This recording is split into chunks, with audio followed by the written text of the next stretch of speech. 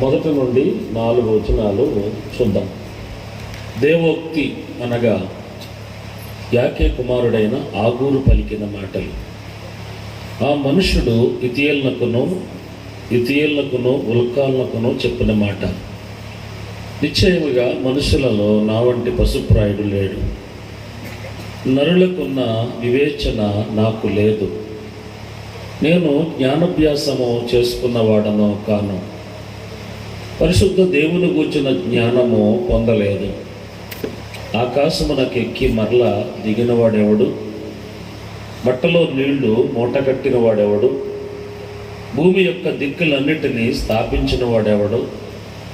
ఆయన పేరేమో, ఆయన కుమారుని పేరేమో నీకు తెలిసి ఉన్నదా? చదివిన లేఖనం మన వెనుకడిలో దేవుడు దీవించునుగాక. చిన్న మాట ప్రార్థన చేద్దాం. కళ్ళు మూసుకోండి. మిక్కిలిగా మమ్మల్ని ప్రేమిస్తున్న మా తండ్రి, వందనాలు, స్తోత్రాలు, కృతజ్ఞులం. మహిమ, ఘనత, ప్రభావం నీకే ఆపాదిస్తూ దినాన్ని ఈవుగా దీవెనగా మీరు మాకు ఇచ్చినందుకు స్తోత్రాలు. 2023 సంవత్సరాల క్రితం సంభవించిన సంభవం నీ జననం వేడుకగా ప్రభా మహోత్తరముగా జరిపించుకోవడానికి మీరు మాకు ఇచ్చిన అనుకూల సమయాన్ని బట్టి కృతజ్ఞులం. మేము పుట్టింది మొదలు ఇప్పటి వరకు మమ్మల్ని సజీవంగా, క్షేమంగా, సురక్షితంగా భద్రం చేసి కనికరించి కృప చూపించినందుకు స్తోత్రాలు. ప్రాంతం అనేది, ప్రజల్ని వారు వాక్యం అనేది లక్ష్యంగా నిలబడ్డ దాసుడు నీ దాసుడు బలహీనుడు తన పెదవులపై నీ దయారసం పోయండి. నీవు పలికితే మాకు మేలయ్యా, నీ దర్శనం మాకు చాలయ్యా. ఘనత, మహిమ, ప్రభావం నీకే ఆపాదిస్తూ కూడొచ్చిన అందరినీ చేతికి అప్పగించుకుంటూ నన్ను నేను తగ్గించుకుని నామాన్ని ఇచ్చిస్తూ ప్రభువును, రక్షకుడును, శక్తి కలిగిన యేసయ్య పేరిట మిక్కిలి వినయంతో అప్పగించి అడిగి వేడుకుంటున్నాము తండ్రి. దగ్గరగా ఆమేన్ అనండి. Happy Christmas, merry Christmas. మా మగవాళ్ళందరూ ఎందుకు అక్కడ అలా ఉండిపోయారు? మధ్యలో ఖాళీ ఉంది కదా, తగ్గుకొచ్చిన వాళ్ళు ఉండిపోయారు. మీరే కొంచెం ముందుకు వచ్చేయండి. నా ముందుకు వచ్చాడు, నిలబడి ఉండగానే ముందుకు వచ్చాడు. వెనకాల బెంచులో కూర్చోకూడదు, అదొకప్పుడు. యేసుప్రభు రాక మునుపు వెనకాల బెంచులో కూర్చునేవాడు అంటరాని వాళ్ళం కాబట్టి. ఇప్పుడు మనం మొదటి వరుసకే వచ్చేయాలి. వచ్చేయండి ప్లీజ్, ఏమనుకోకుండా వచ్చేయండి. మీ మధ్యలో కుర్చీ ఖాళీ ఉంచకండి. నా మాట వినాలి, ఏమనుకోవద్దు. మీరు మన్నించాలి. కుర్చీ తెచ్చి కక్కలొద్దు. కుర్చీలు ఉన్నాయి, ఖాళీ కుర్చీలు. ముందుకు రండి, కదలండి ప్లీజ్. కదలండి అయ్యా, రండి అయ్యా బాబు, కొంచెం రండి. ఏమనుకో, కదలండి అక్కడి నుంచి. హలో అమ్మా రండిలాగా, అలా సుఖనారెడ్డి వాళ్ళు కాలు కొట్టినలాగా రండి. దగ్గరగా రండి, దగ్గరగా ఇంటరాక్షన్ అనమాట. కదలాలి ప్లీజ్. నా మాట మన్నించాలి. నన్ను పిలిచారు కదా ఒక అరగంట. కొంచెం దగ్గరగా కూర్చున్నాం. చోటు ఉంది. ఒక పల్లవి పాడదమ్మా. అమ్మ ఉన్నారండి, ఊరండి వెళ్ళిపోయారా? ఉన్నారా? అంబరానికి అంటే ఇలా సంబరాలతో సట్టాల ఒక పల్లవి శరణం పాడదాం. అందరు కలిసి పడదాం. ఇంకా ముందు అమ్మా మీరు ముందుకు రండి అమ్మా. లేదు ఎలాగని వచ్చాను అవుతుంది మిమ్మల్నే, మీ ముగ్గురిని రండి, కదలండి. కొంచెం ముందుకు కదలండి రా. అంత సిగ్గైతే ఎలాగా, అంత బిడియమైతే ఎలాగా? అంబరానికి అంటే ఎలా సంబరాలతో చాటాల, అంబరానికి అంటే ఎలా సంబరాలతో చాటాల. యేసయ్య పుట్టాడని వచ్చాడని, యేసయ్య పుట్టాడని వచ్చాడని. అంబరానికి అంటే ఎలా సంబరాలతో చాటాల, అంబరానికి అంటే ఎలా సంబరాలతో చాటాల. యేసయ్య పుట్టాడని వచ్చాడని, యేసయ్య పుట్టాడని వచ్చాడని. ప్రవచనాలు నెరవేరాలని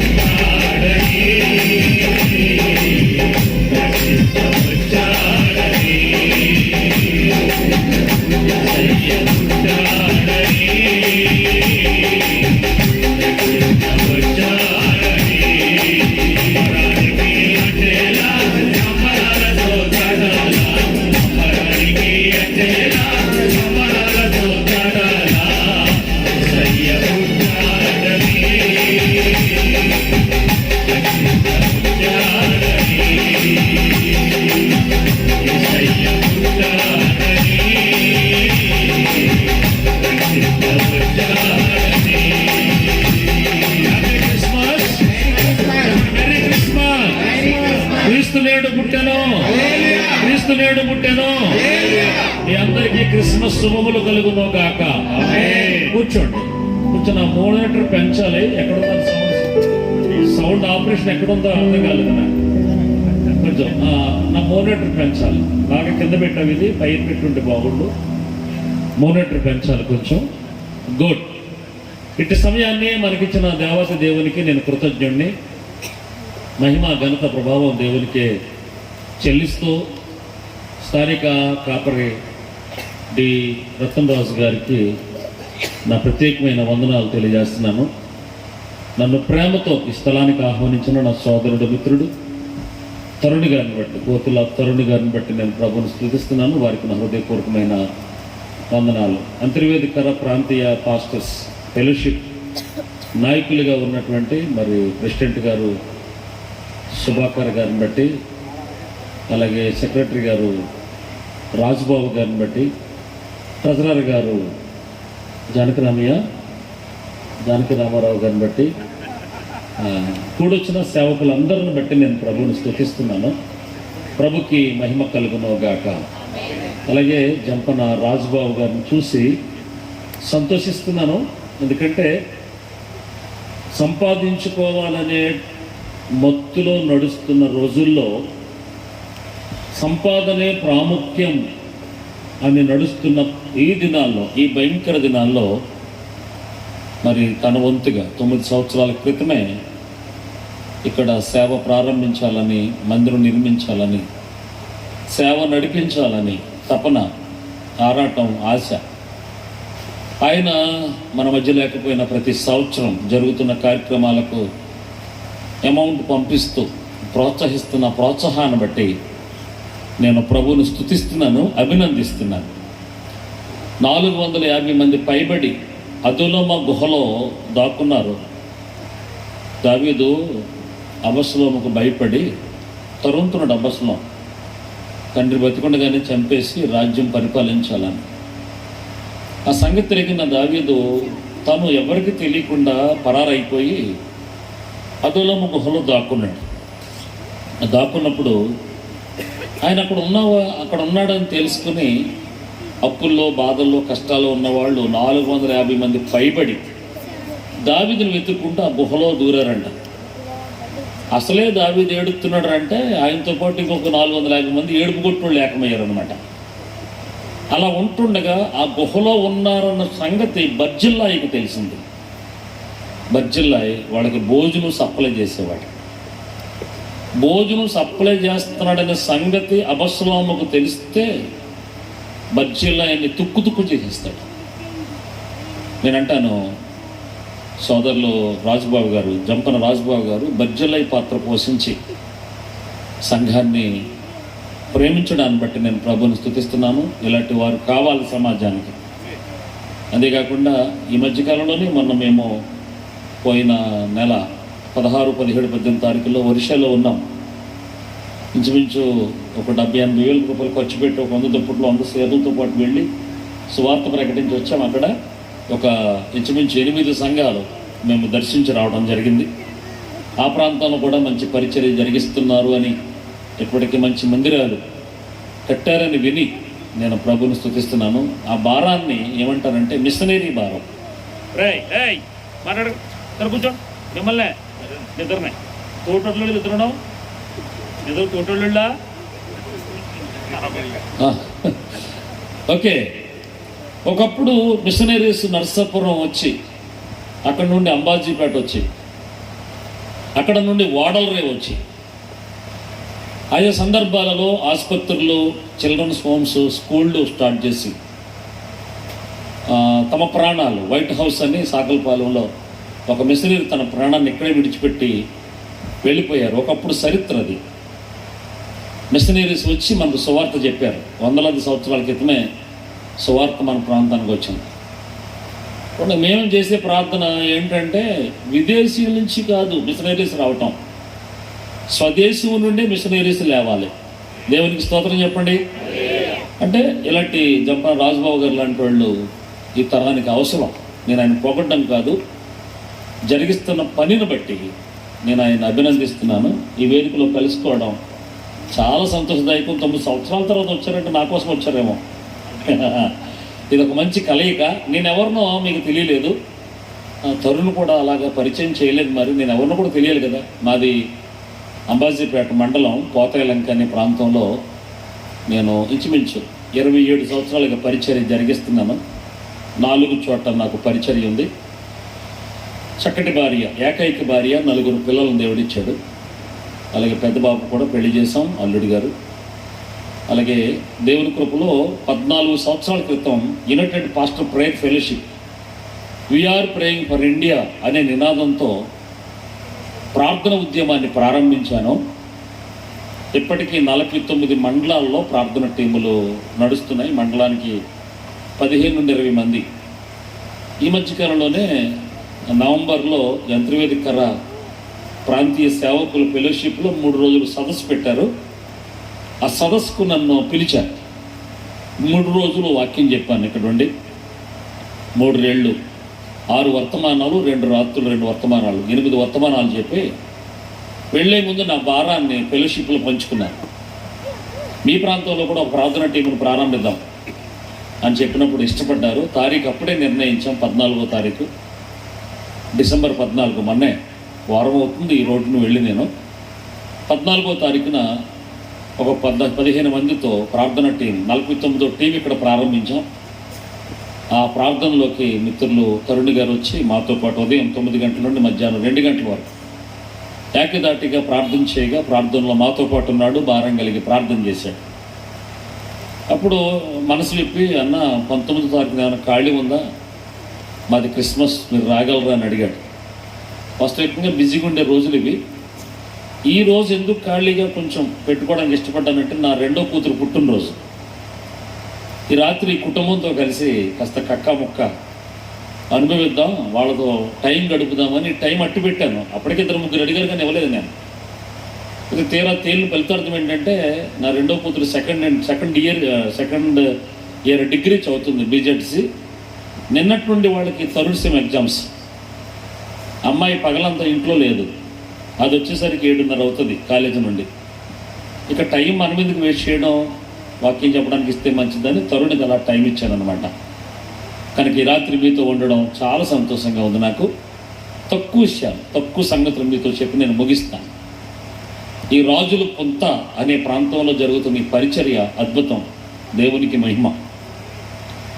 దేవుని ఉద్దేశం ఏంటంటే ఊరంతా స్వతంత్రించబడాలి అని. ఆ కోవలో ఈ రాజుల పుంతలో ఉన్న కుటుంబాలన్నీ కూడా యేసుప్రభుని నమ్ముకోవాలనేది ఒక గొప్ప నిరీక్షణ, విశ్వాసం. ఖచ్చితంగా దేవుడు కార్యం చేస్తాడు. 2023 సంవత్సరాల క్రితం జరిగిన సంభవం సారిసారికి మనం జ్ఞాపకం చేసుకుంటాం. డిసెంబర్లో నా చిన్నప్పుడు క్రిస్మస్ అంటే డిసెంబర్ 25ని జరిగేది. 25నే జరగడం ఆ రోజు కొంచెం సంబరంగా అడవడిగా ఉండేది గ్రామ స్థాయిలో. ఆ తర్వాత నేను 94, 95, 96, 97 సంవత్సరాల్లో ఢిల్లీలో నేను బైబిల్ కాలేజ్ చదువుతున్నప్పుడు డిసెంబర్ 1వ తారీఖున అక్కడ క్రిస్మస్లు స్టార్ట్ అయ్యాయి. మా బైబిల్ కాలేజ్ వాళ్ళందరూ కూడా 1వ తారీఖున మేము క్రిస్మస్కి వెళ్ళాం. 1వ తారీఖున క్రిస్మస్కి వెళ్తే నా మైండ్ కొంచెం బ్లాక్ అయింది. పల్లెటూరు నుంచి ఢిల్లీకి వెళ్ళటం కదా, అప్పుడు వరకు 25నే కదా క్రిస్మస్, 1వ తారీఖున క్రిస్మసా అని నేను క్వశ్చన్ మార్కులు, నా బుర్ర నిండా క్వశ్చన్ మార్కులు అన్నమాట. ఆ తర్వాత ఇంకా కొంచెం ముందు స్టెప్ ఒక అడుగు ముందుకేస్తే పాశ్చాత్య దేశాల్లో నవంబర్ 1 నుండే ప్రారంభమైపోతాయి క్రిస్మస్ వేడుకలు. దేవునికి మహిమ కలుగును గాక. చాలా అద్భుతంగా స్టార్ట్ అయిపోద్ది. షాపింగ్ కానీ, స్టార్లు వెలిగించడం కానీ, విద్యుత్ దీపాలు పెట్టడం కానీ. ఏంట్రా అని ఆరా తీసి ఆలోచిస్తే తెలిసిన ఫలితార్థం ఏంటంటే శీతాకాలం ఆరంభం నుండి శీతాకాలం ముగింపు వరకు కూడా ఆయన జన్మదినాన్ని మనం జ్ఞాపకం చేసుకోవచ్చు. హ్యాపీ క్రిస్మస్ మాట్లాడాలి మీరు. Merry Christmas. శీతాకాలం ప్రారంభం నుండి శీతాకాలం ముగింపు వరకు కూడా డిసెంబర్ 25 కదా క్రిస్మస్ అనుకున్న నేను డిసెంబర్ 25, 27, 29, జనవరి 4, జనవరి 12 వరకు మా సంఘాల్లో క్రిస్మస్లు చేస్తాం. మేము 4 చోట్ల కదా పరిచర్య. జనవరి 12వ తారీఖున మా చర్చిలో క్రిస్మస్ ఉంటుంది. చాలామంది అదేంటి సంక్రాంతికి ముందు క్రిస్మస్ అని అడిగితే వాళ్ళకి చెప్పిన జవాబు ఇదే. శీతాకాలం ఉన్నంతసేపు ఆయన జన్మదినాన్ని మనం జ్ఞాపకం చేసుకోవచ్చు. ప్రభువు ఎప్పుడు పుట్టాడు అనేది కాదు, మనలో పుట్టాడా లేదా అనేది కావాలి మొట్టమొదట. క్రిస్మస్ లేకుండా ఈస్టర్ లేదు, ఈస్టర్ లేకుండా గుడ్ ఫ్రైడే లేదు. ఈ మూడింటిని మిళితమే ఆయన జన్మ. కొత్త నిబంధనలో ఇప్పుడు చదివారు లూకా సువార్త 2వ అధ్యాయం 8 నుంచి 14 వచనాలు, మత్తయి సువార్త 1వ అధ్యాయము 18 నుంచి వచనాలు చదివారు, గలతీ పత్రిక 4వ అధ్యాయం 4 నుండి 9 వచనాలు, ఎబ్రీ పత్రిక 1వ అధ్యాయం 1 నుండి 11 వచనాలు. కొత్త నిబంధనలో ఆయన జన్మను గురించి చాలా స్పష్టంగా మనకు అర్థమవుద్ది. ప్రవచన వాక్యం కూడా చదివారు, ఎస్ఐ 9, 6, 7 వచనాలు. అలాగే మీకా కూడా 5వ అధ్యాయము 2 నుండి కూడా తన జన్మను గురించి జ్ఞాపకం చేశాడు. ఎస్సీ గారు అయితే జన్మ ప్రవచించాడు, మరణాన్ని కూడా ప్రవచించాడు. 9, 6, 7, 14 ఆయన జన్మను ప్రవచించాడు. ఎస్సీ 53లో ఆయన మరణాన్ని జ్ఞాపకం చేశాడు. మన సమాధానార్థమైన శిక్ష ఆయన మీద పడింది, సొగసైన స్వరూపమైన ఆయనకి లేదు, అతను మనం ఎన్నిక చేయకపోతామని ఎస్ఐ ప్రవచించాడు. పుట్టిక సావు కూడా ప్రవచించాడు. పోతే నాకు ఆశ్చర్యం అనిపించింది. సామెతల గ్రంథం 1 నుండి 31 వరకు మనం చాలాసార్లు చదువుతాం, చాలా సందర్భాల్లో చదువుతాం. కానీ సామెతల గ్రంథం 30వ అధ్యాయంలో కూడా క్రిస్మస్ వర్తమానం కనబడుతుంది. పాత నిబంధనలో 30వ అధ్యాయం మనం జ్ఞాపకం చేసుకున్నాం. 30వ అధ్యాయం 1 నుండి 4 వచనాల్లో ఒక వ్యక్తి కనబడుతున్నాడు. ఆ వ్యక్తికి ఏమొచ్చిందిరా అంటే దేవోక్తి అనే మాట మనం చూస్తున్నాం. ఏమొచ్చిందట చెప్పాలి, మీరేం చెప్పాలి. ఏమొచ్చిందట? దేవోక్తి. పాత నిబంధనలో దేవోక్తి అన్నాడు, కొత్త నిబంధనలో దేవుని వాక్యము అన్నాడు. ఆదియందు 1వ అధ్యాయము, ఆదియందు వాక్యం ఉండెను, వాక్యం దేవుని యొద్ద ఉండెను, వాక్యం దేవుడై ఉండెను. 14 వచ్చిన ఆ వాక్యం అన్నాడు కొత్త నిబంధనలో. కానీ పాత నిబంధనలో దేవోక్తి అన్నాడు. మనకు తెలుసు కదా దేవోక్తి. బేయరి కుమారుడైన బిలాము కూడా సంఖ్యాకాండం 24వ అధ్యాయం 3వ వచనం 15వ వచనంలో కూడా అతనికి దేవోక్తి వచ్చింది. బిలాముకి దేవుని వాక్యం వచ్చింది. సంఖ్యాకాండము మనం చదివితే అర్థమవుద్ది అనమాట. 24వ అధ్యాయం 3వ వచనంలో 15వ వచనంలో బేయరు కుమారుడైనటువంటి బిలాముకు దేవుని వాక్కు వచ్చింది, దేవోక్తి. పోతే ఎస్సీ గ్రంథము 13వ అధ్యాయము 1వ వచనంలో, ఎస్సీ గ్రంథము 13వ అధ్యాయం 1వ వచనంలో బబులోను గురించిన దేవోక్తి అని రాయబడింది. ఎస్సీయ 13:1లో బబులోను గురించిన దేవోక్తి. ఇకపోతే నహూం 1వ అధ్యాయం 1వ వచనంలో నినేవేను గూర్చిన దేవోక్తి. నహూం గ్రంథము 1వ అధ్యాయం 1వ వచనంలో నినేవేను గూర్చిన దేవోక్తి. హబక్కూకు గ్రంథము 1వ అధ్యాయం 1వ వచనంలో దర్శన రీతిగా దేవుని వాక్యం వచ్చిందండి. హబక్కూకి దర్శన రీతిగా దేవుని వాక్యం. హబక్కూకు 1వ అధ్యాయము 1వ వచనంలో. ఇక జకరియా గ్రంథం 9వ అధ్యాయము 1వ వచనం కనుక మీరు చదువుకుంటే జకరియా గ్రంథము 9, 1వ వచనం హద్రాక్ పట్టణానికి వచ్చి దేశానికి వచ్చి దేవుని వాక్యం వచ్చింది. హద్రాక్ అనే పేరు వినబడుతుంది అక్కడ. దేవుని వాక్యం వచ్చినట్లుగా మనం చూస్తాం. పోతే మలాకీ గ్రంథం 1వ అధ్యాయం 1వ వచనంలో, మలాకీ గ్రంథం 1వ అధ్యాయం 1వ వచనంలో ఇజ్రాయేలీని కూర్చిన దేవోక్తి వచ్చిందట. నా మాటలు మీకు అర్థమవుతుంది అనుకుంటాను. సంఖ్యాకాండం 24వ అధ్యాయం 13, 24వ అధ్యాయం 3 వచనం 15వ వచనంలో బేయరు కుమారుడైన బిలాముకి దేవుని వాక్యం దర్శనం వచ్చింది. ఎస్సీ గ్రంథము 13వ అధ్యాయం 1వ వచనంలో బబులోను కూర్చున్న దేవుని వాక్యం వచ్చింది. నహూము గ్రంథం 1వ అధ్యాయం 1వ వచనంలో నినెవె పట్టణాన్ని కూర్చున్న దేవోక్తి మనం చూస్తాం. జకర్యా గ్రంథము 9:1 అద్రాకు పట్టణానికి వచ్చి దేశానికి వచ్చి దేవుని వాక్కు మనం చూస్తాం. మలాకీ గ్రంథం 1:1 యెరూషలేమును గూర్చిన దేవోక్తి. ఓకే, ఈ దేవుని వాక్యము ఒక ముద్దబ్బాయికి వచ్చింది. ఇప్పుడు 30 అధ్యాయంలో, సామెతలు 30 అధ్యాయంలో 1-4 చదివితే ఆ మొదటి 2 వచనాలు అతని పేరు రాయబడింది ఆగూరు అని. చెప్పండి ఏం పేరు అతని పేరు? మన గ్రామస్థాయిలో నాగూర్లు ఉంటారు. గ్రామస్థాయిలో మన చిన్నప్పుడు నాగూర్లు ఉండేవారు. ఇప్పుడంటే పేర్లు స్టైల్ మారిపోయినాయి, 2 అక్షరాల పేర్లు పెట్టుకుంటున్నాను. పూర్వం అయితే వీర, వెంకట, సూర్యనారాయణ, సుబ్బారావు పెద్ద పేరు ఉండేది. మన చిన్నప్పుడు పెద్ద పెద్ద పేర్లు ఉండేవి. గ్రామస్థాయిలో నాగూర్లు ఉండేవారు. నాగూరు, ఇతడు నాగూరు కాదు, ఆగూరు. ఆగూరుకి ఏమొచ్చిందంట? దేవుని వాక్యం దర్శించిందంట. ఆదికాండం 15 అధ్యాయము 6వ వచనంలో కనుక మీరు చదువుకుంటే అబ్రహాముకు కూడా దేవుని వాక్యం వచ్చింది దర్శన రీతిగా. అబ్రహాముకు దేవుని వాక్యం ప్రత్యక్షమాయను అని రాయబడింది ఆదికాండం 15 అధ్యాయంలో.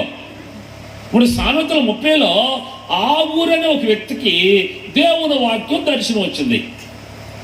దేవవాక్యం ఎప్పుడైతే తను దర్శించిందో చీకట్లో ఉన్న అతనికి వెలుగు కలిగింది. చీకట్లో నడుస్తున్న అతను వెలుగులోకి వచ్చాడు.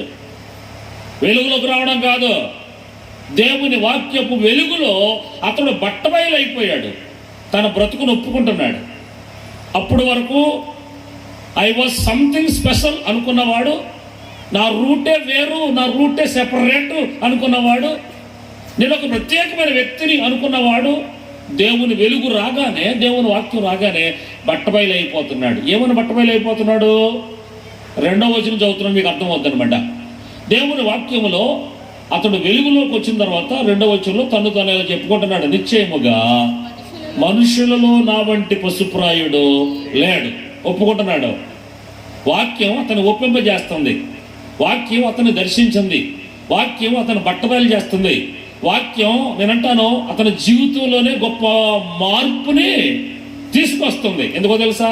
119వ కీర్తన 105వ వచనం అంటాడుగా, ఈ వాక్యము నా పాదములకు దీపం, నా త్రోవకు వెలుగై ఉంది అని. అదే 119:50 అంటాడుగా, నీ వాక్యమే నన్ను బ్రతికించేది, బాధలలో నాకు నెమ్మదినిచ్చేది.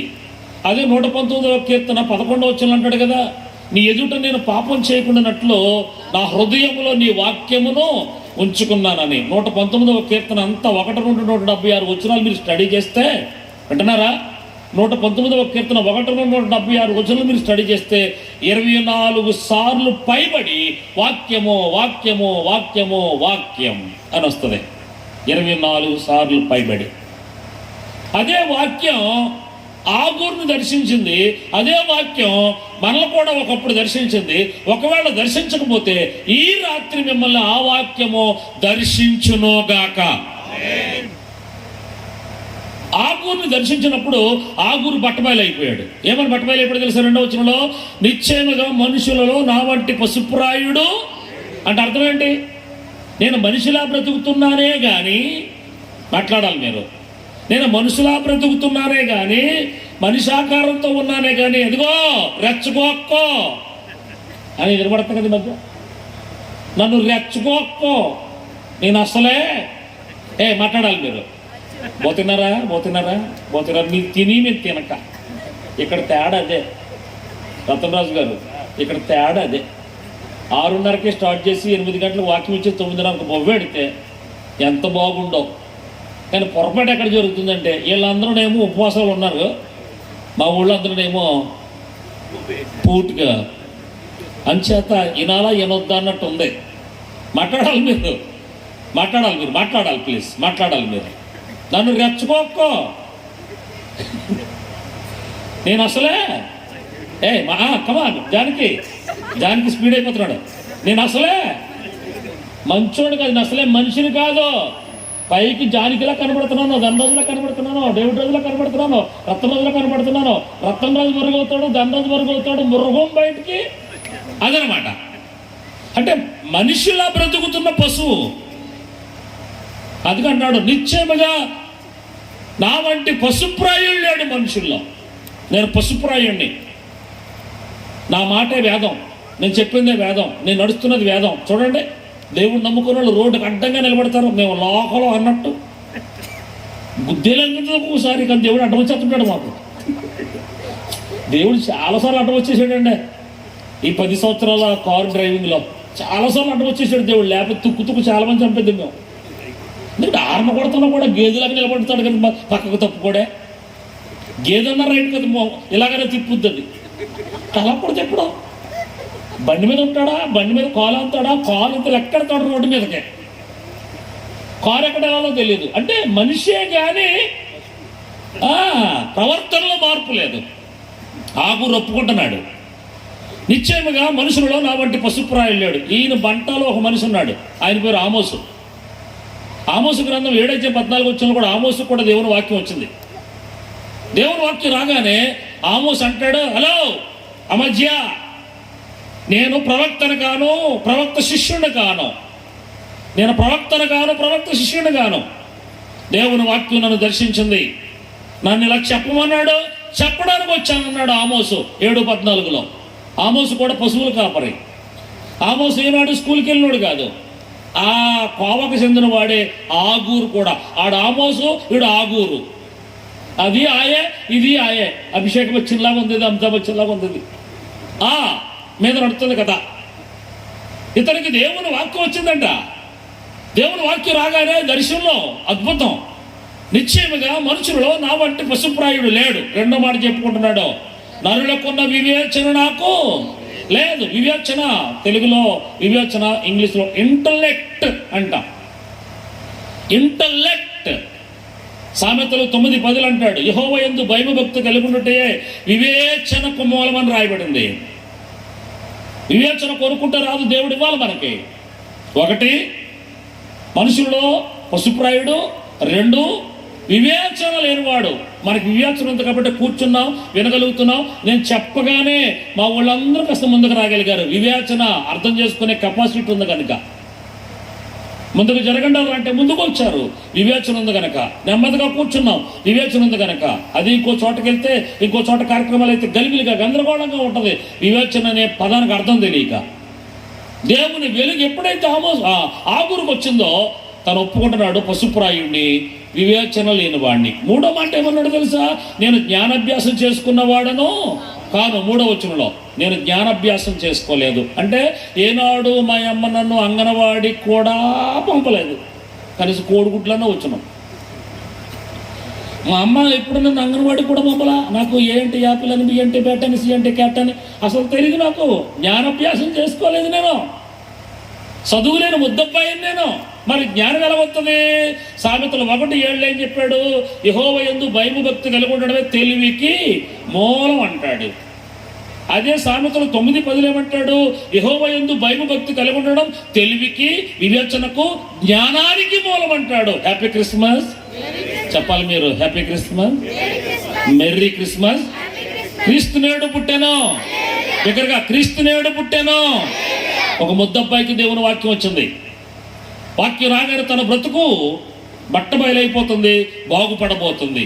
తను ఒప్పుకుంటున్నాడు. 28 సామెతలు 13 ప్రకారం అతిక్రమములు దాచిపెట్టివాడు వర్ధిల్లుడు, తను ఒప్పుకున్నవాడు కనికరించబడతాడు అన్నట్టుగా ఇప్పుడు కనికరించబడుతున్నాడు ఒక ముద్దబ్బాయి, చదువు లేనాడు. తనేంటో ఒప్పేసుకుంటున్నాడు, చెప్పేసుకుంటున్నాడు. ఏమని చెప్పుకుంటాడు తెలుసా, నేను పశుప్రాయుణ్ణి, జ్ఞానం లేనోడిని, వివేచన లేనోడిని అని చెప్పాడు. 3వ మాట. 4వ మాటకి వెళ్తే ఏమన్నాడు, పరిశుద్ధ దేవుని గురించిన జ్ఞానమూ పొందలేదంట. 4వ మాట అంటే తెలుసా, పరిశుద్ధ దేవుని గురించిన జ్ఞానం అంటే మా అమ్మ నన్ను సండే స్కూల్కి పంపలేదు, పెద్ద అయ్యాక ఆరాధనకు కూడా నన్ను తీసుకెళ్ళలేదు. మీకు నా మాటలు అర్థమవుతున్నాయి.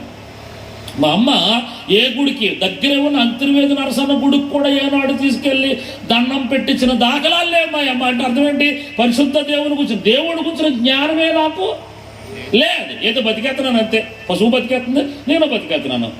ఎలా పడితే అలా బతికేస్తున్నాను. వస్తున్నాను, తింటున్నాను, ఉంటున్నాను, కేకలేస్తున్నాను, దెబ్బలాడుతున్నాను, పీట దాకా తాగుతున్నాను, రాత్రి ఎవరికి సుఖం లేకుండా ఇంటి చుట్టూ తిప్పేస్తున్నాను, గొడవ చేస్తున్నాను, మళ్ళీ పొద్దున్న పనికి వెళ్ళిపోతున్నాను, మళ్ళీ రాత్రి అలా బతికేస్తున్నాను. కుక్క బతికేస్తున్నాడు, మనిషి బతికేస్తున్నాడు అనమాట. తాను ఒప్పుకుంటున్నాడు. వాక్యం వచ్చిన తర్వాత ఏమన్నాడు తెలుసా, 1 పశుప్రాయుణ్ణి, 2 వివేకం లేనివాడిని, 3 జ్ఞానం లేనివాడిని, 4 పరిశుద్ధ దేవుని కూర్చున్న దేవాభక్తి నాకు తెలియదు. కానీ ఇలాంటి ముద్దబ్బాయికి ఏమొచ్చింది? వాక్యం వచ్చింది, దేవుడు దర్శించాడు. అదే కదా 9:2 యెషయా 9:2 ప్రవచనం ఏంటి? చీకటిలో నడుచు జనులు గొప్ప వెలుగును చూస్తారు, మరణ స్థాయి కలిగిన దేశం మీదకి దేవుని వెలుగు ప్రకాశించును అని మనం చూస్తాం 9:2 యెషయాలో. ఎప్పుడైతే ముద్దబ్బాయికి దేవుని వాక్యం వచ్చిందో తాను ఒప్పుకున్నాడు. అంతేకాకుండా మీరు గమనించాలి, మూడో వచనంలో కిందకి వెళ్తే 4వ వచనంలో అంటాడు, ఆకాశమునకు ఎక్కి మరలా దిగినవాడెవడు? ఇదేమి చదువు లేదన్నాడా, పసుపురాయుడా, వివేకం లేనివాడా, జ్ఞానం పొందలేనివాడా? అతను ఇప్పుడు వేదం మాట్లాడుతున్నాడు, వాక్యం మాట్లాడుతున్నాడు, దేవుని గొప్పతనాన్ని మాట్లాడుతున్నాడు. ఏమని మాట్లాడుతున్నాడు? ఆకాశమునకు ఎక్కి మరలా దిగినవాడెవడో? నోటి నిండా బూతులు ఉండవలసిన వాడు, ఇష్టానుసారంగా మాట్లాడవలసిన వాడు, ఏవేవో కేకలేయవలసిన వాడు వేదం మాట్లాడుతున్నాడు, వాక్యం మాట్లాడుతున్నాడు, దేవుని గొప్పతనాన్ని మాట్లాడుతున్నాడు. నిర్గమకాండం 3:8 మనకు తెలుసు కదా, దిగు వచ్చి తిని అంటాడు యేసుప్రభు. ఆ నిర్గమకాండంలో మోసేను గురించి, నేను ఈ ప్రజలను నడిపించడానికి దిగు వచ్చి తిని అంటాడు. అంతేకాదు మనకు తెలుసు కదా, యోహాను సువార్తలో కూడా 3:18, 3:16 కూడా మీరు చదువుకుంటే, దిగువచ్చి తిని, తండ్రి నన్ను పంపించాడు పరలోకం నుండి భూలోకానికి దిగువచ్చి తిని. ఎవరు దిగొచ్చారు కిందకి? ప్రభు అయిన యేసుక్రీస్తు. పాత నిబంధన సామెతల గ్రంథంలో ఒక ముద్దబ్బాయి ఆగూరు అనే వ్యక్తి, దేవుడిని ఎరగనోడు, జ్ఞానం లేనోడు, వివేచన లేనోడు, స్కూల్కి వెళ్ళినోడు, దేవుడు అంటే అసలు ఎరగనోడు, అతనికి దేవుని వాక్యం రాగా అతను పలుకుతున్న మాట, చదువుకున్న మనల్ని ప్రశ్నిస్తున్న మాట అంటే తెలుసా? ఆకాశమునకు ఎక్కి మరలా దిగిన వాడెవడు? 2వ మాట రాయబడింది అక్కడ, తన పిడికలతో గాలిని పట్టుకున్నవాడెవడు? తన పిడికలతో గాలి పట్టుకున్నవాడెవడు? ఆలోచించండి ఒకసారి. మత్తయి సువార్త 5, 6, 7 అధ్యాయాల్లో 3 రోజులు కూటం పెట్టాడు. 3వ రోజు కూటం అయిన తర్వాత భోజనం పెట్టాలి, కనికరపడుతున్నాను అన్నాడు. 5 రొట్టెలు 2 చేపలు దొరికాయి. ఆ 5 రొట్టెలు 2 చేపలు కృతజ్ఞత విరిచి వడ్డించమన్నాడు. వడ్డించారు. 25,000 మంది వడ్డించారు. వడ్డించిన వాళ్ళని నిద్రపోనివ్వకుండా ఆ దరికి వెళదాం అన్నాడండి అని బలవంతంగా వాళ్ళని పడవెక్కించాడు 12 మంది శిష్యుల్ని. ఆయనేమో కొండకి ఏకాంతంగా కొండకి వెళ్ళాడు. వాళ్ళు బయలుదేరి వెళ్తుండగా గాలి తుఫాను వాళ్ళ ప్రయాణంలో కొట్టింది. చాలా ప్రయాసపడుతున్నారు కానీ గాలి కానీ తుఫాను కానీ ఆగలేదు, రేవుకు చేరలేదు వెళ్ళం. ఆ పరిస్థితుల్లో ప్రభు గమనించాడు, నీటి మీద నడుచుకుంటూ వచ్చాడు, ఒక్క మాట సెలవిచ్చాడు. ఆయన మాట సెలవియగా గాలి తుఫాను అణగిపోయెను అని రాయబడింది. గాలిని పిడికిలతో పట్టుకున్నాడు. ఎవడు అని అడుగుతున్నాడు. ఆకాశమునకు ఎక్కి మరలా దిగిన వాడెవడు? గాలిని తన పిడికిలతో పట్టుకున్నవాడెవడు? 3వ మాట ఉంది అక్కడ, బట్టలో నీళ్లు మూట కట్టిన వాడెవడు? బట్టలో నీళ్లు మూట కట్టడమా? ఇక్కడ సహోదరులు ఎక్కువ మంది ఉన్నారు. చాలా సంవత్సరాలుగా బట్టలు ఉతుకుతున్నాం. ఇప్పుడంటే వాషింగ్ మిషన్లు వచ్చాయనుకోండి, చాలాసార్లు రేవుల్లో ఉతికాం, కాలంలో ఉతికాం, పైప్ గాడు ఉతికాం, నూతిగాడు ఉతికాం. ఉతికారు కదా బట్టలో. ఎప్పుడైనా 1 లీటర్ నీళ్లు బట్టలో మూట కట్టుకుని ఇంటికి పట్టుకొచ్చారా? అవుతుందా? మన వల్ల అవుద్దా? బట్టలు నీళ్లు మూట కట్టగలమా? బట్టలోనే మరి నీళ్లు మూట కట్టాడు. పలసటి పొర మేఘం సముద్రం మీద సూర్యరశ్మి పడగా, సూర్యరశ్మి ద్వారా సముద్రములో మనకు తెలుసు ఆవిరి కాస్త మేఘముగా మారగా, మేఘము తర్వాత మనకు తెలుసు వర్షింపగా. మేఘం ఎంత పలసటి పొరో ఎరుగుదు మనం. పలసటి పొరలో ఏం కట్టాడు? నీళ్లు మూట. మన నెత్తి మీద నీళ్ళు ఉన్నాయి, కాళ్ళ కింద నీళ్లు ఉన్నాయి. బట్టలో నీళ్లు మూట కట్టిన వాడు ఎవడు? ప్రశ్నిస్తున్నాడు చదువుకున్న వాళ్ళని, ఉద్యోగం చేస్తున్న వాళ్ళని. 5-6 సార్లు ఎరుసలేము లేకపోతే సింగపూరు లేకపోతే దుబాయ్ వెళ్ళొచ్చిన అడుగుతున్నాడు. ఒక ముద్దబ్బాయి చదువు లేనోడు, ఏనాడు సండే స్కూల్కి వెళ్ళలేదు, ఏనాడు స్కూల్కి వెళ్ళలేదు. వాడు తను చెప్పుకున్నాడు, నేను పశుప్రాయుడిని, పశువుల కాపర్నే, పశువు ఎలా ఉంటుంది, నేను అలాంటి నాకు మాటలు అర్థమయ్యాయి కాదు, పశువులతో కాపురం చేసే వ్యక్తిని, వివేకం లేనివాడిని, చదువు లేనివాడిని, సండే స్కూల్కి వెళ్ళనివాడిని, దేవుడు అంటే తెలియనివాడిని. నన్ను దేవుని వాక్యం దర్శించింది. నేను క్రిస్మస్ ఆనందాన్ని పొందుతున్నాను. నేను అడుగుతున్నాను మిమ్మల్ని, ఆకాశంలోకి ఎక్కి మరలా దిగిన వాడెవడో? గాలిని పట్టుకున్నవాడెవడో? నేలను బట్టలో మూటగట్టిన వాడు ఎవడు? అంతేకాదు 4వ మాట ఉంది అక్కడ, భూమి యొక్క దిక్కులన్నిటినీ స్థాపించిన వాడు ఎవడో. భూమి దిక్కులు తూర్పని, పడమరని, ఉత్తరాన్ని, దక్షిణమని మనం చెప్పగలుగుతున్నాం. మనం ఒకవేళ అబ్రహాముని అడుగుతాం. అబ్రహాము మనకు తెలుసు కదా, 12 అధ్యాయులు పిలవడ్డాడు, 13 అధ్యాయులు అన్నాడు. అది కంటే 13 అధ్యాయులు అన్నాడు. లోతు కాపర్లు, అబ్రహాం కాపర్లు దెబ్బలాడుకుంటున్నారు బావి దగ్గర, కుళాయి కాడ దెబ్బలాడుకుంటున్నాడు. ఆ విషయం తెలిసింది అబ్రహాముకి. లోతుని పిలిచాడు, లోతు ఇష్టపడి నాకు కూడా బయలుదేరి వచ్చావు, నువ్వు అభివృద్ధి పొందుతున్నావు, నేను అభివృద్ధి పొందుతున్నాను. నీ పశువుల కాపర్లు, నా పశువుల కాపర్లు కుళాయి కాడ, బావి కాడ దెబ్బలాడుకున్నారంట. ఆ దెబ్బలాట మీ ఆవిడ మా ఆవిడ దాకా చేరక మునిపి మనం విడిపోదాం, సెపరేట్ అయిపోదాం.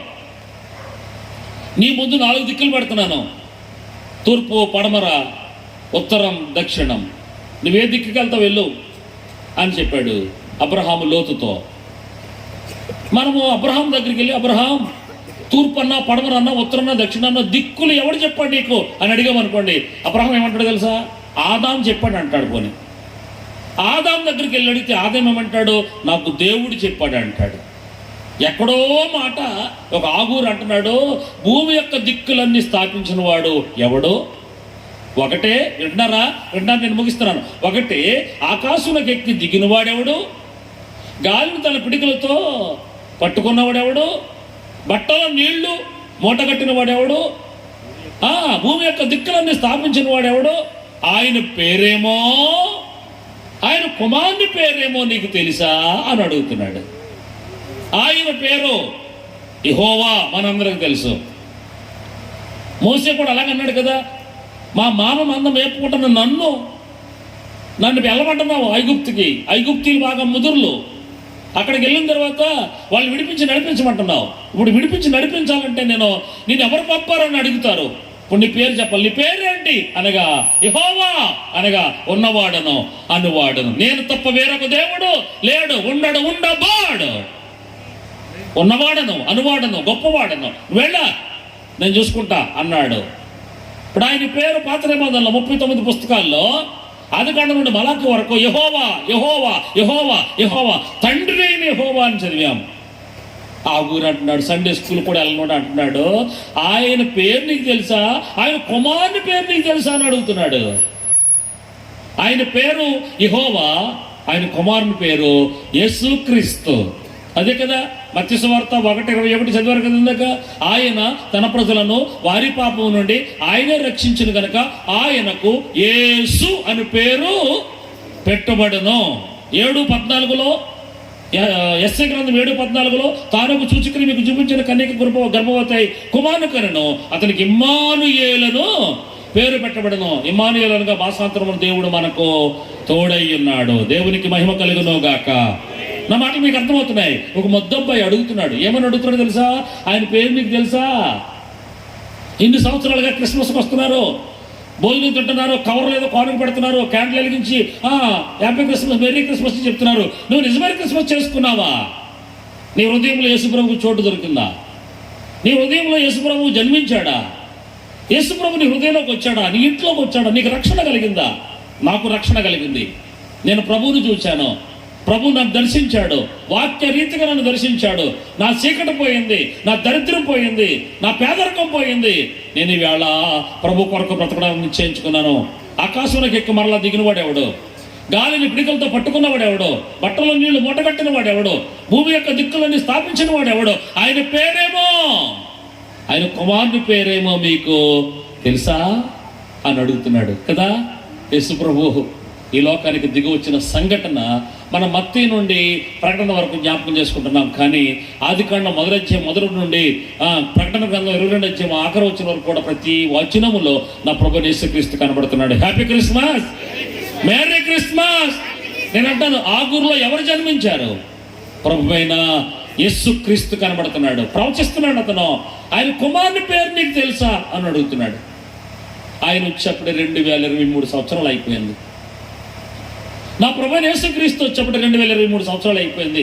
ఇంకా మీ ఇంట్లో ఉన్న వాళ్ళకి ఆ ప్రభు గురించి తెలిసిందో తెలీదో, అందుకే క్రిస్మస్ వేడుక. ఇలాగైనా పిలిచి ఒక మాట వాళ్ళకి చెప్తే, ఇవాళ కాకపోతే రేపైనా హృదయంలోకి యేసు ప్రభువుని చేర్చుకుంటే నిజమైన క్రిస్మస్ ఆనందాన్ని, రక్షణ పొందుకుంటారని ఉద్దేశం. మనకు తెలుసు, గొర్రెలు కాపలు కాసుకుంటున్న కాపర్లు లోకసువార్త 2:8 నుండి మనం చదివితే వారి చుట్టూ వెలుగు ప్రకాశించినందున వారు మిక్కిలి భయపడ్డారంట. భయపడ్డ వారితో చెప్తున్నాడు దూత, అయితే దూత భయపడపడి, ఇదిగో ప్రజలందరికీ కలగబోయే మహా సంతోషకరమైన సువార్త. ఏంటో సువార్త? దావీదు పట్టణమందు నేడు రక్షకుడు మీ కొరకు పుట్టి ఉన్నాడు. ఆయన పేరు యేసు. మీరిక గొర్రెలను మేపాల్సిన అవసరం లేదు. ఈ గొర్రెల కాపరులు ఎవరి కోసం ఈ మందను మేపుతున్నారంటే దేవుని కోసం. యెరూషలేములో నిత్యము బలి అర్పణ జరగాల. బలి అర్పణ జరగాలంటే గుడ్డుది గుడ్డుది సొట్టది ఉండకూడదు. మంచిగా బలమేపినటువంటి గొర్రెలను ఎక్స్పోర్ట్ చేయాల. యెరూషలేములో ఎప్పుడు బలి అర్పణ అర్పించాలంటే గొర్రెలు ఉండాలి. ఆ గొర్రెలు మేపడానికి కొంతమంది పనికి కుదిరిన వారిగా ఉన్నారు. వాళ్ళు నిత్యము గొర్రెల మందను మేపుతూనే ఉంటారు. ఆ గొర్రెల మందలో నుంచి బాగుగా ఉన్న వాటిని యెరూషలేముకు తీసుకొస్తారు. ప్రతిసారి బలి అర్పణ జరుగుతుంది. నేను నా భార్య పిల్లలు మేము మొత్తం ఆరుగురం సంవత్సరం అంతా తిన్నాం, తాగాం, ఆడాం, పాడాం, ఇష్టాచారంగా బ్రతికాం. కానీ ఎక్కడో పాపభీతి బరువైంది, గుండె బరువైంది, నిద్ర పట్టట్లేదు. కనుక పాత నిబంధన ప్రకారంగా నేను కొన్ని వేల రూపాయలు పెట్టి ఒక గొర్రెను కొన్నాను. అమాయకము గొర్రెను తీసుకుని పూజారి బ్రాకెట్లు యాజకుని దగ్గర తీసుకొచ్చాను. యాజకుడు నా పేరు అడిగాడు, నా భార్య పేరు, నా పిల్లల పేరు అడిగాడు. మా మీద శుద్ధ జలాలు చల్లాడు. ఆ బలివపోతున్న పశువు మీద లేక గొర్రె మీద కూడా శుద్ధ జలాలు చల్లాడు. చల్లిన గొర్రెను మా కొరకు అర్పణగా తల కొట్టించాడు, రక్తం పట్టించాడు. అందులో కొంచెం రక్తం మా మీద ప్రోక్షించాడు, మిగిలిన రక్తం దేవునికి అర్పించాడు. అంటే పాపం చేసింది నేను, నా కుటుంబం, బలయ్యింది గొర్రె. పాత నిబంధనలో గొర్రె కావాల్సి వచ్చింది మనుషులు పాపం పరిహరించడానికి. కానీ కొత్త నిబంధనకు వచ్చినప్పటికీ యోహాను గారు అన్నాడు 1:29, ఇదిగో లోక పాపములు మోసుకొని పోవచ్చున్న దేవుని గొర్రె పిల్ల. అందుకు దూత వచ్చంటున్నాడు పశువుల కాపరులతో, రబ్బాయ్ మీరు దేవుని కోసం బలి కోసం ఇక మీరు గొర్రెలు మేపాల్సిన అవసరం లేదు. మీరు బ్రతకాలంటే గొర్రెలు మేపుకోవాలేమో తప్ప బలివ్వడానికి మాత్రం గొర్రెలను మేపక్కర్లొద్దు. మన కోసం బలివ్వడానికి ఒక యుగ పురుషుడు, ఒక శక పురుషుడు పరలోకాన్ని విడిచిపెట్టి భూలోకానికి దిగి వచ్చాడు. దావీదు పట్టణమందు నేడు రక్షకుడు మీ కొరకు పుట్టి ఉన్నాడు. దానికి ఇదే మీ కానువాలు, ఒక శిశువు పొత్తుకొడలతో చుట్టబడి ఒక చుట్టలో పరుణుడు మీరు చూచెదరు అని చెప్పగానే అంతటా పరలోక సైన్య సమూహము దూతతో కూడా నుండి సర్వోన్నతమైన స్థలాల్లో దేవునికి మహిమయు ఆయనకి ఇష్టమైన మనుషులకు భూమి మీద సమాధానము కలుగుగాకని స్తోత్రం, పాట, ప్రార్థన చేశారట. ఎందుకని? ప్రభువైన యేసుక్రీస్తు పరలోకాన్ని విడిచిపెట్టి భూలోకానికి దిగొచ్చాడు. ఎలా వచ్చాడు? దేవుళ్ళలోకి వస్తే మనకు అర్థం కాదు. ఎప్పుడైనా గర్భగుడిలోకి వెళ్ళనిచ్చారా మనల్ని? వెళ్ళే పని ఉందా మనకి?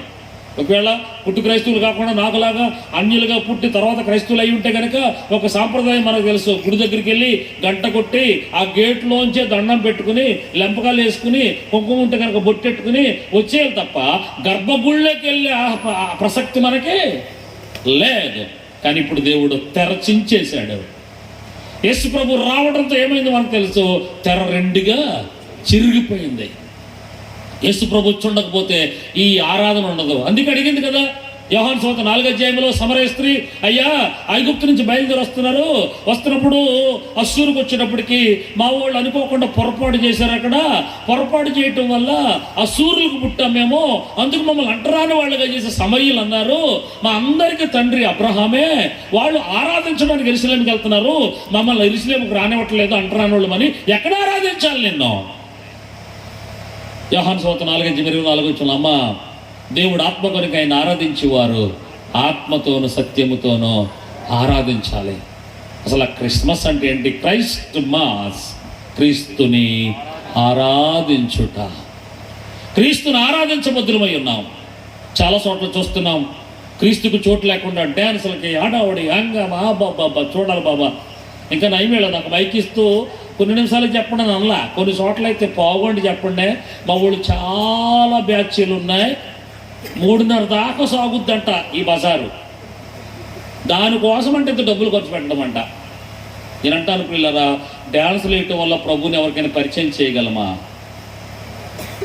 ఏదో చిన్నపిల్లలతో ముచ్చటగా, అది ఒకప్పుడు. ఇప్పుడు అలా కాదు, వయసు వచ్చిన వాళ్ళు.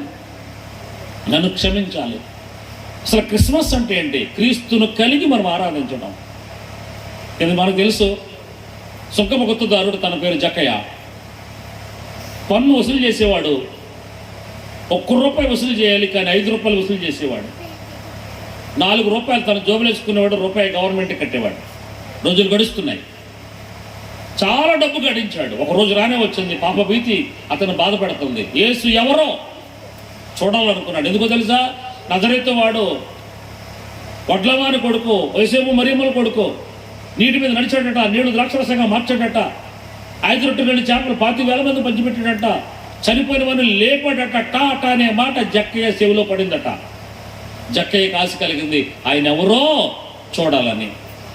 ఎవరికి తెలియకుండా మనకు తెలుసు, 12 కిలోమీటర్ల ముందుగా వెళ్ళిపోయి చెట్టు మీద దాక్కున్న సంగతి. అక్కడికి ప్రభు వచ్చి ఆ చెట్టు కింద నిలబడి, జక్కయ్యను త్వరగా దిగురా అన్నాడు. జక్కయ్య త్వరగా దిగురా అంటే, నేను రాను అని అనలే. నా కులం ఏంటో తెలుసా అని అనలే. నా డబ్బు హోదా ఏంటో తెలుసా అని అనలే. చూడాలని ఆశ ఉంది కనుక ప్రభు పులకరించిపోయాడు. అతడు త్వరగా దిగి అంటున్నాడు, నేను అన్యాయంగా గడించాను. ఎవరి దగ్గర ₹1 తీసుకున్నాను వాళ్ళకి 4 అంతలు ఇస్తాను. నేను సంపాదించిన ఆస్తి అమ్మేసి సగం అమ్మేసి పేదోళ్ళకి ఇస్తాను అన్నాడు. వెంటనే ప్రభు అంటున్నాడు, ఇతడు అబ్రహాము కుమారుడే, నేడు ఇంటికి స్టార్ కట్టేసి రంగులేసినంత మాత్రం రక్షణ క్రిస్మస్ కాదు. అయినోళ్ళు కట్టేస్తున్నారు, కాళ్ళోళ్ళు కట్టేస్తున్నారు స్టార్. పైన స్టార్, ఇంట్లో బారు, తెల్లారకు వారు. మళ్ళీ చెప్పనా? పండగ పూటగా తాగకపోతే ఎలాగన్నట్టుంది కథ. పైన స్టార్, ఇంట్లో బారు, తెల్లారాక మాట్లాడితే సామాన్లు కడగలేదని వారు దెబ్బలాట. నో, అది క్రిస్మస్ అవ్వదు. క్రీస్తుని కలిగి ఉండడం క్రిస్మస్. అడుగుతున్నాడు ఆగోరు. ఏమని అడిగాడు? ఆయన పేరు తెలుసా నీకు? ఆయన కుమారుని పేరు తెలుసా నీకు? ఆయన పేరు యెహోవా. 39 పుస్తకాల్లో యెహోవా నేను ఉన్నవాడను, నేను తప్ప వేరొక దేవుడు ఉండడు అన్నవాడు. కొత్త నిబంధనకు వచ్చినప్పటికీ కుమారుడిగా, ఆయన ద్వారా తప్ప మనకు పరలోకం లేదు. ఆయన చెప్పిన మాట 14 యోహాను సువార్తలో, నా తండ్రి ఇంట అనేక నివాసముల కలవ లేకపోతే మీతో చెప్పేవాడిని. నేను వెళ్ళి మీకు ఇల్లు సిద్ధపరుస్తా, నేను వచ్చి మిమ్మల్ని తీసుకెళ్తా. ఏమన్నాడు? 14:6లో, నేనే మార్గం, నేనే సత్యం, నేనే జీవం, నా ద్వారా తప్ప గోదానం కానీ, భూదానం కానీ, వస్త్రదానం కానీ, నేత్రదానం కానీ, కిడ్నీ దానం కానీ, రక్తదానం కానీ, నిదానంగా ఏ దానం చేసినా దేవుని దృష్టిలో మన నీతిక్రియలన్నీ కూడా మురుకు గుడ్డలుగా ఉన్నాయి. ప్రభుకి ఏం కావాలరా అంటే మన హృదయం కావాలి. ప్రకటన గ్రంథం మనకు తెలుసు కదా, 3:20లో, హృదయం అనే తలుపు దగ్గర నిలబడి తట్టుచున్నాడు. ఎవడైనా నేను స్వరం విని తలుపు తీస్తే లోనికి వస్తాడట. ఆయనతో మనం ఇక్కడ భోజనం, మనము ఆయనతో భోజనం అక్కడ అన్నాడు. అక్కడ రాయబడింది అలాగా. కనుక నిజమైన క్రిస్మస్ ఆనందం ఏంటంటే యేసు ప్రభుని చేర్చుకోవడం, యేసు ప్రభుని ఒప్పుకోవడం, యేసు ప్రభుకి హృదయాన్ని ఇవ్వటం. ఇంకా యేసు ప్రభు అర్థం కాకపోతే అరే చాలా ప్రమాదకరం. మన చిన్నప్పుడు మీకు తెలుసు, ఇందిరాగాంధీ చనిపోతే ప్రపంచమంతా తెలియడానికి 24 రోజులు పెట్టిందంట. ఇందిరాగాంధీ చనిపోతే అప్పటికింత మీడియా ప్రభావం లేదు, 24 రోజులు పెట్టిందంట. రాజీవ్ గాంధీ చనిపోతే 12 గంటలు పట్టిందంట. రాజీవ్ గాంధీ చనిపోతే 12 గంటలు, అప్పటికి ఐటీ మనుగడలోకి వచ్చేసింది. 12 గంటలు పట్టిందట. అది రాజశేఖర రెడ్డి గారి హెలికాప్టర్ మిస్ అయితే గంట వ్యవధిలో ప్రపంచమంతా తెలిసిపోయిందట. మళ్ళీ చెప్పాలి మీకు, ఇందిరాగాంధీ చనిపోతే 24 రోజులకు కానీ ఊరంతా ప్రపంచమంతా తెలియలేదంట. ఎందుకంటే ఉక్కు మనిషి, 25 సంవత్సరాలు భారతదేశాన్ని పరిపాలించిన మహనీయురాలు, పేదల పాలిట అద్భుతం. ఆంధ్రాలో మళ్ళా కనుక కాంగ్రెస్ పుంజుకుంటే మనం అందరం కాంగ్రెస్ కూటోడమే. కాంగ్రెస్ కోట వేయాలి. ఎందుకో తెలుసా? క్రైస్తవ పక్షపాతి. ఏంటది? కాంగ్రెస్. దేవునికి స్తోత్రం చెప్పండి. రాజకీయ మాట్లాడలేదు, నేను రాజకీయ నాయకుడిని కాదు, విషయం చెప్తున్నాను మీకు. 24 రోజులు పెట్టిందంట. అదే రాజీవ్ గాంధీ చనిపోతే 12 గంటలు పెట్టిందంట. వైఎస్ రాజశేఖర రెడ్డి చనిపోతే గంట వ్యవధిలో ప్రపంచమంతా తెలిసిపోయిందట.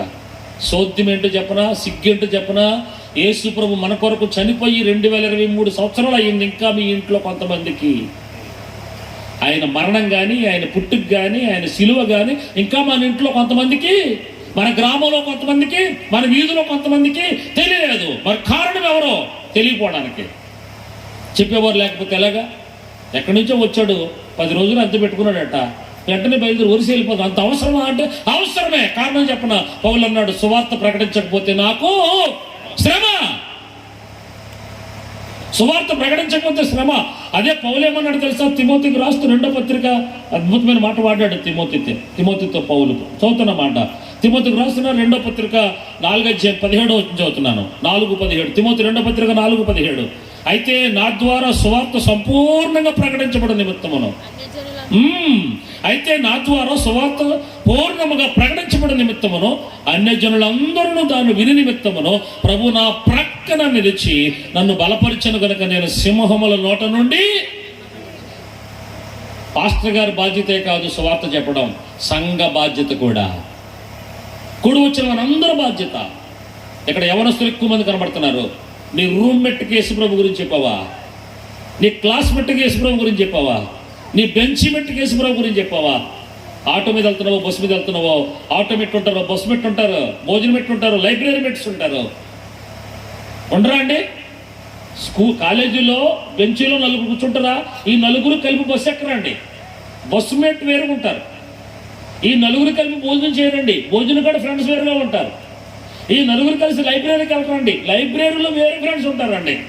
అంటే రోజులు ఎలా లేదని ఒక 10 మందితో కనెక్ట్ అయి ఉంటాం మనం. కనీసం 10 మందిలో ఒక్కరికైనా యేసు ప్రభు గురించి ఆగూరు చెప్తున్నాడు. మనకి సిగ్గు లేని వాళ్ళకి మనకి చెప్తున్నాడు, నేను ముద్దబ్బాయిని, చదువు లేనివాడిని, జ్ఞానం లేనివాడిని, వివేకం లేనివాడిని, పశుప్రాయుడిని, దుర్మార్గుడిని, పనికిమాలని, వ్యాపారస్తుడిని. అసలు నేను మాట్లాడితే మీకు కోపం వచ్చింది. ఆవిడతో పెట్టుకున్నామంటారా, పెట్టుకోబెట్టుకున్నాడు మూర్ఖుడురా. అలాంటి మనిషిని నన్నే దేవుడు ప్రేరేపిస్తే, దేవుడు నన్ను వెలిగించి నా మనసే మారిస్తే, చదువుకున్న మీకు ఒక్కసారి మనసు పెట్టరా? చదువుకున్న మీలో చాలా మందికి ఇంకా కంప్యూటర్కి బొట్టు పెడుతున్నారా, కొబ్బరికాయ కొడుతున్నారా అని అడుగుతున్నాడు. కంప్యూటర్కి బొట్టు పెట్టడమా, కంప్యూటర్ కొబ్బరికాయ కొట్టడమా? అంటే హైటెక్ స్థితికి వచ్చినా కానీ మూర్ఖత్వం పోకపోవటం. ఈ రాత్రి అలాంటి వారు ఎవరైనా ఉంటే గనక ఈ రాత్రి మీ హృదయంలోకి యేసు ప్రభుకు చోటిచ్చుదురు గాక. జక్కయ్య ఇంటికి ఎప్పుడైతే యేసు ప్రభు వచ్చాడో, తన స్థితిని ఒప్పుకున్నాడో, ప్రభు అంటున్నాడు, ఇతడు అబ్రహాము కుమారుడే, నేడు ఇంటికి రక్షణ వచ్చింది. కాబట్టి నేను అంటాను, ఆ రోజే గబవ స్టార్ కట్టేసి ఉంటాడు, చుట్టూ పందిళ్ళు ఏం చేసి ఉంటాడు, సీరియల్ అట్లు పెట్టేసి ఉంటాడు, బాగా ప్రభువుని తోడలో వదిలించి ఉంటాడు, ఊరందరికీ పండగ చేసి ఉంటాడు. ఎందుకు తెలుసా? యేసు ప్రభు నేను ఎరుగుదును, ఆయన ప్రేమమయుడు, దయామయుడు, కృప కలిగిన వాడు కదా. కరోనా కాలంలో కాపాడబడ్డాం, ఇంకా బ్రతుకున్నాం. నేనేం చెప్పడానికి ఇష్టపడుతుందో తెలుసు? క్రిస్మస్ అంటే ఏదో అని అనుకుంటున్నారేమో. క్రిస్మస్, క్రీస్తు లేకుండా క్రిస్మస్ ఆరాధన లేదు. ముద్దపై పలికిన మాట. సువార్త ప్రకటించాలి మనం, ఇతరులకు ప్రభువుని పరిచయం చేయాలి మనం. మొత్తం మాదుల చేతుల్లో మగ్గిపోతున్న భారతదేశం విడుదల పొందాలి. నేనంటాను 100కి 100% క్రైస్తవులుగా మార్చబడాలి భారతదేశం. ఆమేన్. ఎందుకో తెలుసా? ఎల్కే అద్వానీ, వాజ్పేయి వాళ్ళ మనుగడలో ఉన్నప్పుడు, బీజేపీ పరిపాలిస్తున్నప్పుడు, ఆ దినాల్లో వాజ్పేయి గారి కాలంలో, ఎల్కే అద్వానీ గారి కాలంలో బీజేపీ పరిపాలిస్తున్నప్పుడు ఎల్కే అద్వానీ ఆత్మకథ మొత్తం సర్వే చేయించాడు భారతదేశం అంతా. 2050 నాటికి, 23లో ఉన్నాం, ఇంకొక 27 సంవత్సరాలు, 2050 నాటికి పార్లమెంట్లో ప్రార్థన చేసుకుని ప్రోగ్రాం స్టార్ట్ చేస్తారంట. నా మాట అర్థం అవ్వాలి మీకు. ఎల్కే అద్వానీ గారు రాయించిన పుస్తకంలో సర్వేలో తేలిన ఫలితార్థం ఏంటంటే 2050 నాటికి పార్లమెంట్లో ప్రార్థన, అంటే పార్లమెంట్లో ప్రార్థన చేసుకుని ప్రారంభిస్తారు, అసెంబ్లీలో ప్రార్థన చేసి ప్రారంభిస్తారు. ఇప్పుడంటే జిల్లాలు తక్కువ ఎడగొట్టాడు, కానీ ఒకప్పుడైతే మనకి పంచాయతీ రాజ్, దాన్ని ఏమన్నా జిల్లా పరిషత్ కాకినాడ జిల్లా పరిషత్ సమావేశంలో ప్రార్థన చేసి ప్రారంభిస్తారు. పంచాయతీలో ప్రార్థన చేసుకుని ప్రారంభిస్తారు. నీ బొట్టుడు నా బొట్టుడు కనుక పంచాయతీ ప్రెసిడెంట్గా ఎన్నికైతే ప్రారంభ ప్రార్థన చేసి 2 పాటలు పాడి ఒక వాక్యం చదివి, నాలంటోడైతే కాసేపు వాక్యం చెప్పి అప్పుడు కార్యకలాపాలు స్టార్ట్ అవుతాయంట. ఆ రోజు మనం బతుకుండగానే వచ్చునోగాక. రావాలంటే మనంతు కృషి మనం ఎవ్వడ మట్టుకు వాళ్ళు. చాలా చోట్ల స్వార్థ ప్రకటించట్లేదు. చాలా చోట్ల సువార్త ప్రకటించట్లేదు. సంఘం సైలెంట్ అయిపోయింది, సంఘం మౌనం అయిపోయింది. సొఫిస్టికేటెడ్ జీవితం అప్పేసింది. మంచి ఇల్లు కట్టుకున్నాం, చిన్న కారు కొనుక్కున్నాం, దానికి తోడు కుక్కడు కొనుక్కున్నాం, అందుబాటులో కుళాయి ఉంది, వాషింగ్ మిషన్లు ఉన్నాయి, డబుల్ డక్కర్ ఫ్రిడ్జ్ ఉంది, పుస్తకానికి పరుపు ఉంది, అన్నీ అందుబాటులో ఉన్నాయి. ఇంకా అంచేత సంఘం సేవకులు విశ్వాసులు సుఖం మరిగి సువార్త భారం. నేను ఒక మాట చెప్తాను, ఏమనుకోవద్దు. మీ సంఘం అంతా వైట్ బట్టలు వేసుకుని ఒక్కసారి నెలకొక్కసారి అందరూ వైట్ బట్టలు వేసుకుని సువార్త చెప్పకూడదు. ఇక్కడ స్టార్ట్ అయ్యి ఆ కేశుదాస్ పాలెం అంతా అలా తిరిగేసి ఇలా తిరిగేసి వచ్చేది చాలు, సువార్త ప్రకటించినట్టే. అర్థమవులేదు మీకు నా మాట? సంఘం అంతా వైట్ బట్టలు వేసేసుకుని ఊహనొద్దు, ఏమనొద్దు, పాట పాడొద్దు, సౌండ్ ఎట్టొద్దు, మన మలికిపురంలో జరిగినంత అడవాడు చేయొద్దు. సంఘం అంతా వైట్ బట్టలు పెట్టేసుకుని పాస్టర్ వైట్ బట్టలు వేసుకున్నాడు, ఒకవేళ వీళ్ళుంటే షోల్డర్ బ్యాగ్ జీడిఎంలు వేసుకుంటారు కదా, షోల్డర్ బ్యాగ్ కొట్టేసుకుని పాస్టర్గా నడుస్తున్నాడు. వెళ్ళాక అలా సంఘం అంతా నడుచుకుంటూ ఎక్కడ మొదలెట్టు అలా వెళ్ళి కేశదాస్పురం అంతా అలా దగ్గర ఎవరితో మాట్లాడో ఎవరినా కలపం, అల్లరి చేయం, గలిపేలు ఉండదు.